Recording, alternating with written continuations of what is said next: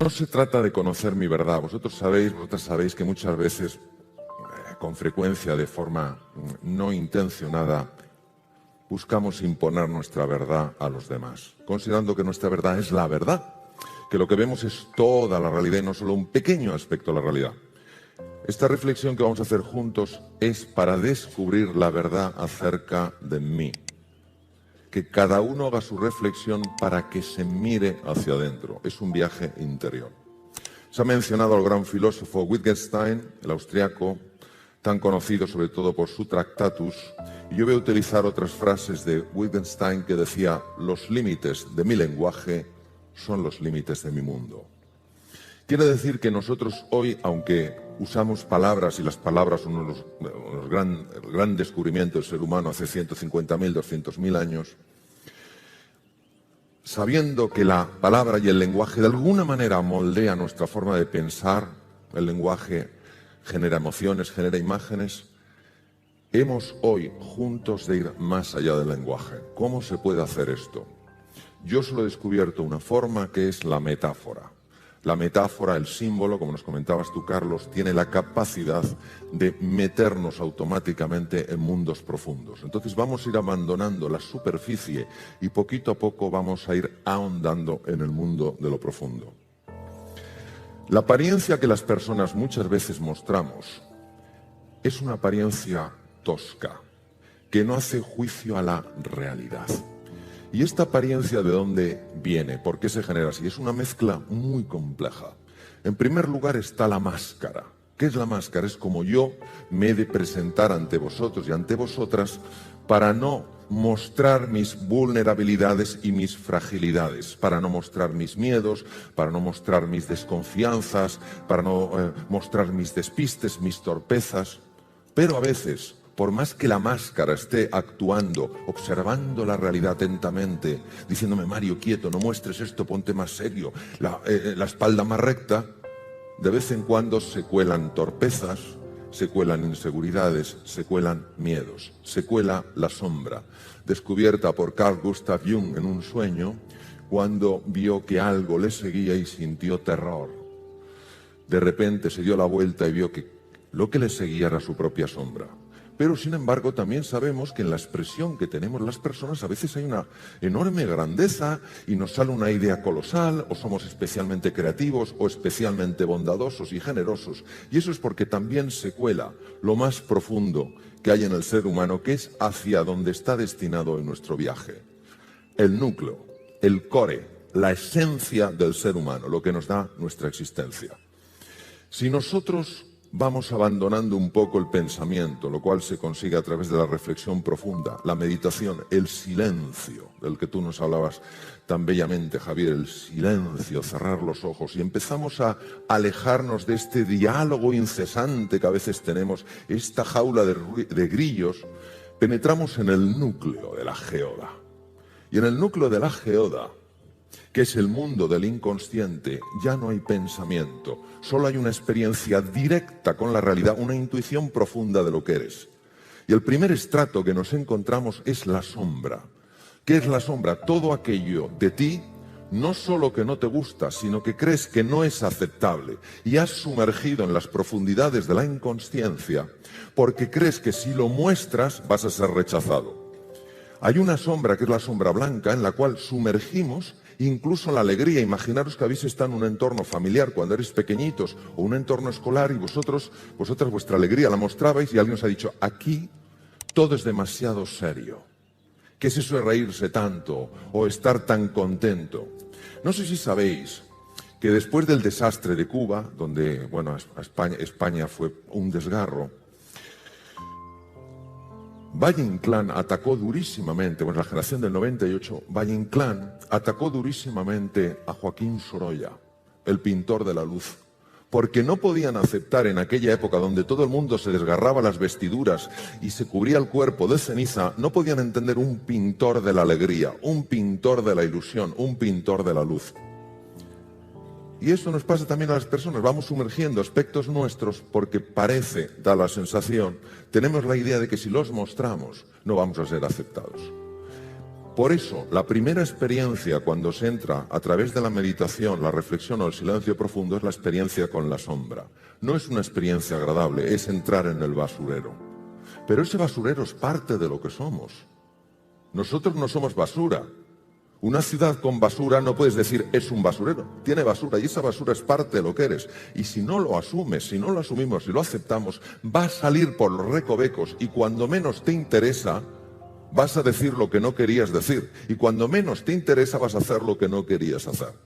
Pero fijaros, en el núcleo de la geoda está el ser, lo que nos da la existencia, lo profundo, lo inefable, lo que no hay manera de describirlo con el lenguaje, pero se puede experimentar con extraordinaria profundidad. La sombra, como no la aceptamos, la proyectamos en los demás y les rechazamos. Y yo, por ejemplo, si no acepto gestos míos de la torpeza y he sumergido la torpeza, veré con claridad diáfana la torpeza en los demás y en los demás lo rechazaré. Qué cosa tan curiosa cuando los demás están actuando como espejo mío. Nelson Mandela, 27 años en Robben Island, por su condición de ser un hombre de color y por ir en contra del apartheid. Durante 3 años odió a sus carceleros. Supo que su hijo probablemente no había muerto en un accidente, sino en un asesinato, y no le dejaron ir al entierro. Pero a los 3 años descubrió que tan esclavo es aquel, tan prisionero es aquel que está detrás de unas rejas, como aquel que es prisionero de su odio. Y decidió dedicar su vida, aunque a lo mejor jamás saliera de prisión, a la reconciliación. Este hombre, en el discurso como presidente de la nación sudafricana, utilizó unas palabras maravillosas de la gran escritora norteamericana Marianne Williamson y dijo: el ser humano no tiene miedo a su oscuridad, tiene miedo a su luz. Vivimos tanto en la cáscara, en la superficie, incluso en contacto con la sombra, que no se nos ha pasado por la cabeza, como tan maravillosamente escribía Carlos, que si encendiéramos un poco la antorcha, veríamos que además de las telarañas, además de las paredes viejas y agrietadas, hay un tesoro de incalculable valor que somos cada uno de nosotros.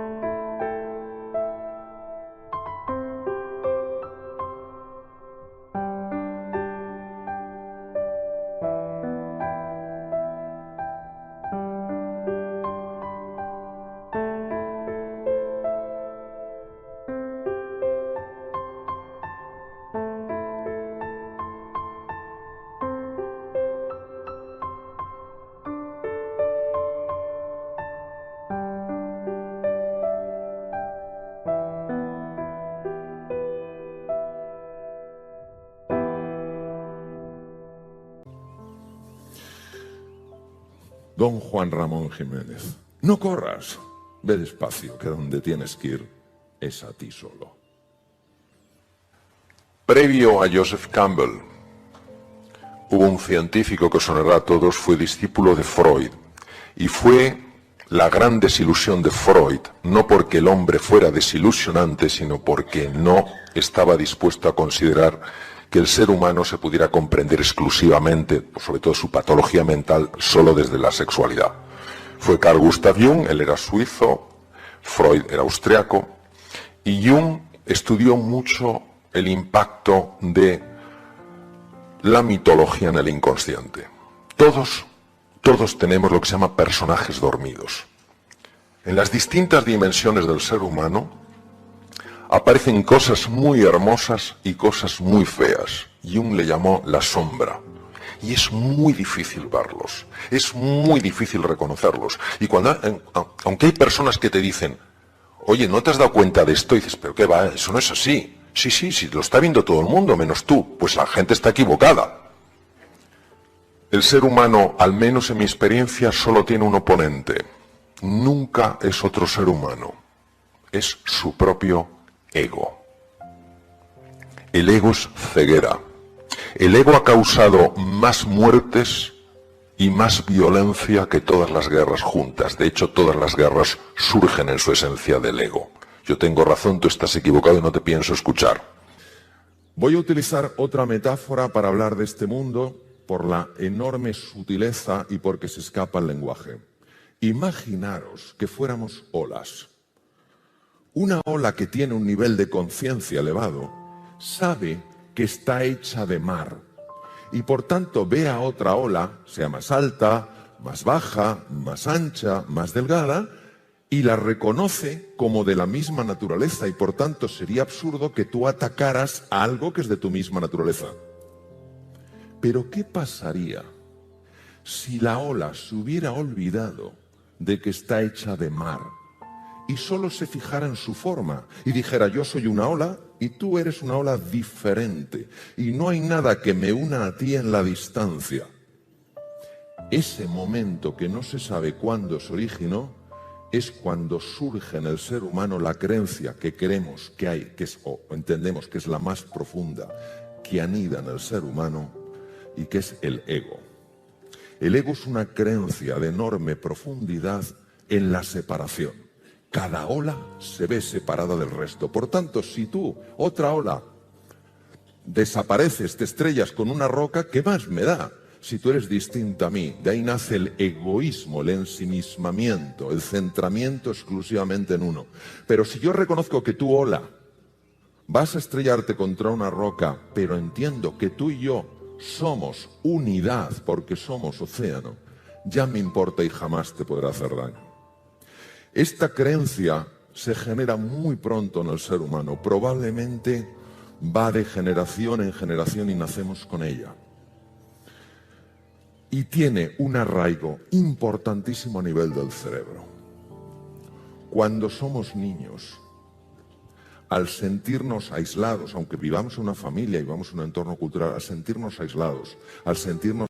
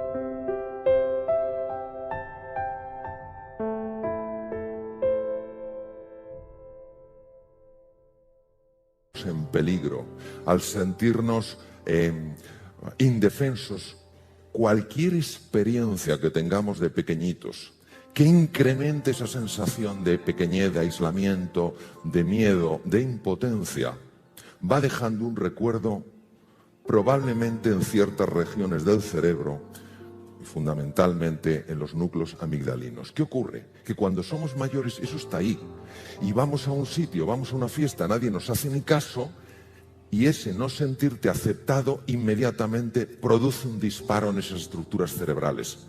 Vamos a un sitio, encontramos la incertidumbre, no sabemos cómo controlar, ¡cha!, se vuelve a disparar la pistola. ¿Qué ocurre en el cerebro cuando se dispara este trigger, cuando se dispara esta pistola, este gatillo? Hay cambios muy profundos. Y el primero, como os he comentado, es que ciertas áreas del cerebro, la amígdala, ciertas áreas del hipotálamo, el hipotálamo lateral, se ponen en marcha y dan lugar a una reacción de alarma. Fijaos, no digo de alerta, no digo digo de alarma.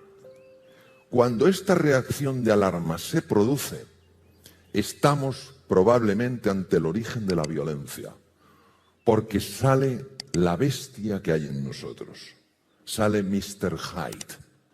Y Mr. Hyde en ese momento se siente aún más ola separada del resto, más amenazada, y necesita tener, poder, controlar, someter.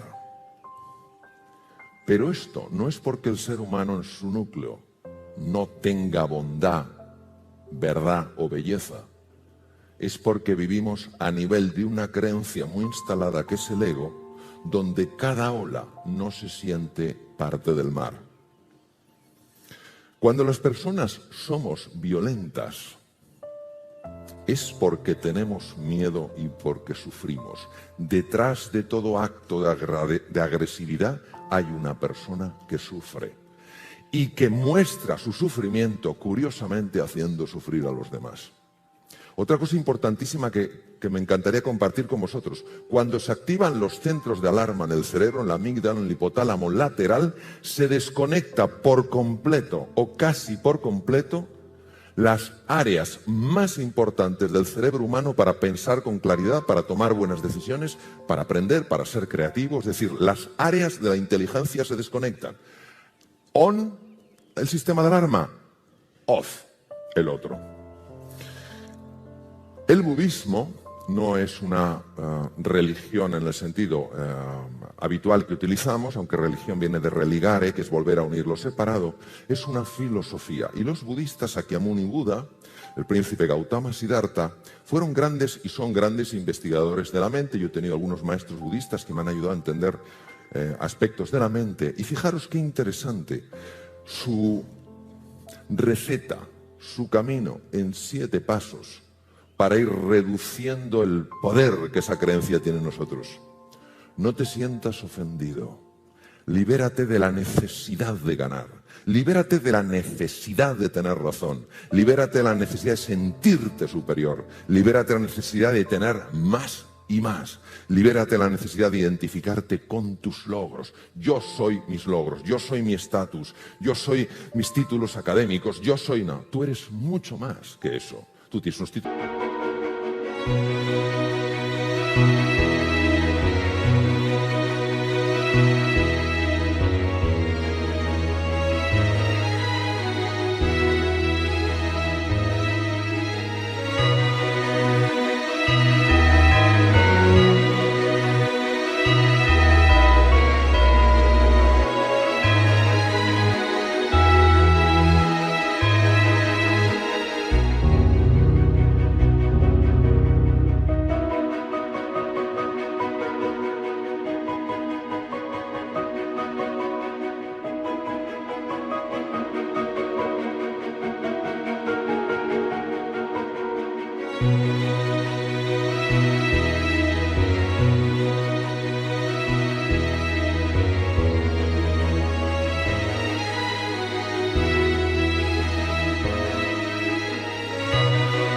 académicos, tú tienes una formación, tú tienes unos años, tú tienes una nacionalidad, tú eres mucho más que eso. Sé amable, pues, Platón, sé amable, pues cada persona con la que te cruzas está librando su ardua batalla. Si cada persona fuera un libro, nos daríamos cuenta de que la historia de su interior es mucho más valiosa que la portada. El opuesto al amor no es el odio. Puede serlo. Lo opuesto al amor es el miedo. Es el miedo a amar. Por eso, la propuesta para la reflexión es introducir en nuestra vida más el respeto a los demás y a nosotros mismos, la generosidad, la compasión, comprender el sufrimiento, la benevolencia y el amor gratuito. ¿Qué es el amor gratuito? El amor gratuito es: quieres las personas sencillamente porque las quieres ver felices, quieres las personas porque te importan. Si te lo agradecen, magnífico, y si no, no lo has hecho para que te lo agradezcan. Yo creo que los seres humanos tropezamos 100 veces sobre la misma piedra por falta de humildad. La humildad es para mí la virtud más grande que existe, porque es para una persona probablemente la más difícil de vivir plenamente, que no es la modestia, no es ser una persona así apocada, es la humildad de corazón.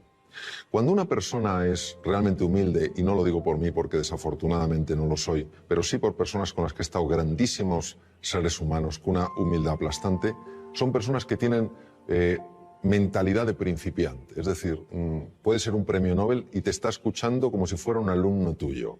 Pero ¿yo qué le puedo enseñar a este hombre? Pero está plenamente ahí. Cuando comete un error, lo que más le interesa no es buscar culpables, ni en él, ni en ella, ni en los demás, sino averiguar qué es lo que ha pasado. Es una mentalidad mucho más científica, interesada, curiosa, que una mentalidad enjuiciadora. Porque creo que cuando una persona es humilde y tropieza con una piedra, está dispuesta a reconocer que ha tropezado con una piedra y no a intentar ocultarse ante sí misma o ante los demás qué ha sucedido. Porque creo que cuando una persona es humilde y tropieza con una piedra, se deja asesorar, pregunta, escucha, pide ayuda y se deja ayudar.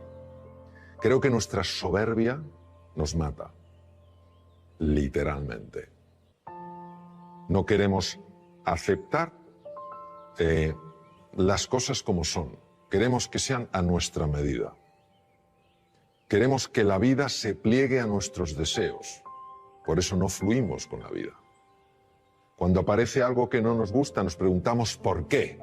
En lugar de ¿para qué? Y todo eso creo que es lo que hace que nos cueste aprender. Y si yo lo llevara a una metáfora, creo que la vida se vive en plenitud cuando el que pilota el coche es la conciencia y en el copiloto va el ego. Pero cuando el ego es el que pilota, te puedes tropezar 100, 1000, 100.000 y nunca aprenderá.